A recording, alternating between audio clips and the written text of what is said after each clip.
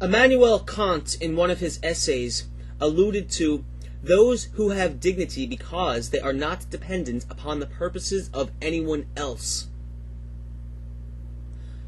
Now, in reference to Kant's statement, what is dignity? What is dependence? What is the purpose of anyone else? Without definitions, these phrases become shadows. They simply entice and confuse the reader. Advertisers and political propagandists also utilize such terms and slogans to emotionally attack the consciousness of the public. These advertisements and propagandas trigger and activate specific emotions that become deeply enmeshed with the target concept, idea, or product. This process results in very powerful illusions that are employed by professional persuaders as the controlling agents inside populations. These advertisements and propagandas remain inside our consciousness as if they were ageless megalithic temples erected for some god.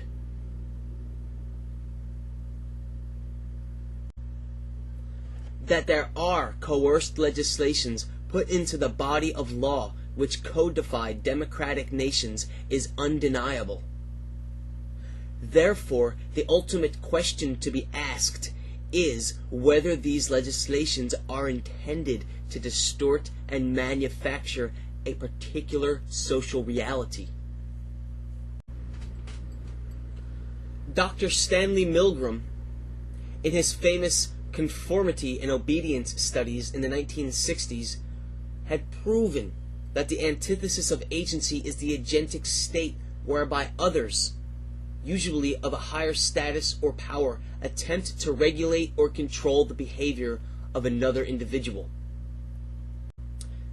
Dr. Milgram proved scientifically through his experiments in the 1960s that over 90% of the general population would do atrocities to another human being strictly and only because an authority figure gave the order or offered a needed resource.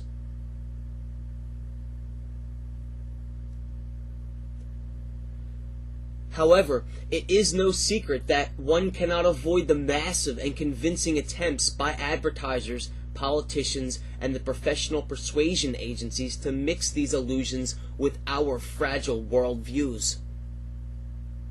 And ultimately, the process of reflection through which individuals and social processes are rendered transparent to the actors involved, that's you and me, enabling us to pursue our further development with a consciousness and a free will.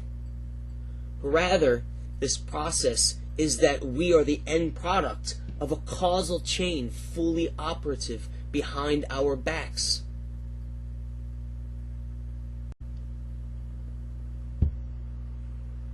Now, it may be primary that to delegate emancipation objectively, one must fully comprehend that the multiple truths that operate in the social world and the stories people tell one another about the things that matter only to them, these stories move people into action, behavior, reality. And upon these stories rests the distinction between facts and fictions.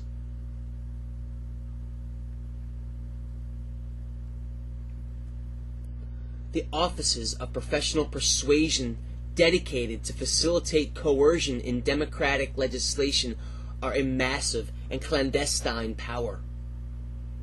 In an attempt to slightly unravel the paradigms of these manipulative offices and the effects of their persuasive devices, the following questions will be attempted to be answered.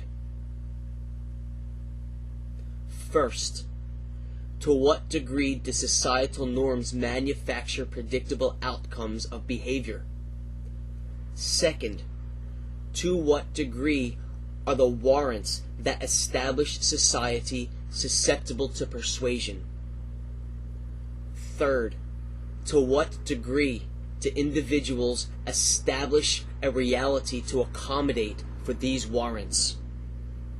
Fourth, to what degree is the general population conscious and therefore able to remove from themselves these normative behaviors? Fifth, what social behaviors are results of persuasion and what social behaviors are results of natural evolutionary social change?